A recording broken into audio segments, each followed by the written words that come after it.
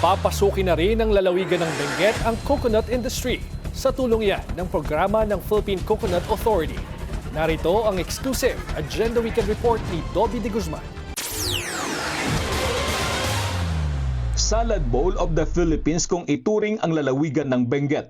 Ngayon, susubukan naman ng mga magsasaka ang pagtatanim ng nyog bilang dagdag kabuhayan. Una itong ipinakilala ng Philippine Coconut Authority sa Barangay San Pascual sa bayan ng Tuba. Akma kasi ang klima at lokasyon ng lugar sa pagtatanim ng nyog. Well, ito napakaganda kasi natutulungan natin yung kapwa natin na farmers. Kasunod ng ceremonial planting sa 2,000 square meters demo farm. Sa darating na Mayo ay tatamnan na ang 5 hektaryang bundok sa Barangay San Pascual.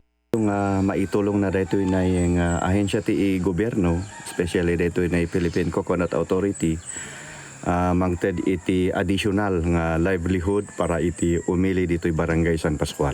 Pag makikita po natin ang munisipyo ng Tuba, may mga potential areas for coconut plantation. Isa na po dito ang San Pascual, itong sa Nangalisan, kahit na po sa part ng Marcos Highway at saka sa mga barangay sa Cannon Road.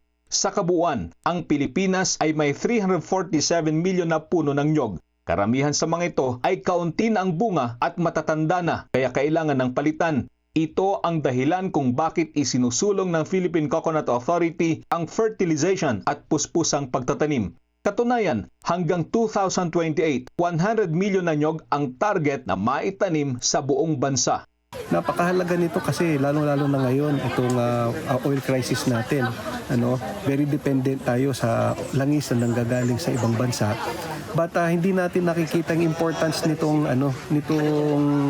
oil natin, crude coconut oil na pwede natin gamitin as biodiesel. Ang mga magsasaka ng nyog ay may malaking pakinabang dahil sa mga programang nakapaloob sa Coconut Farmers and Industry Development Plan. Para sa Agenda Weekend, Dobby de Guzman, Billionaire News Channel, Benguet.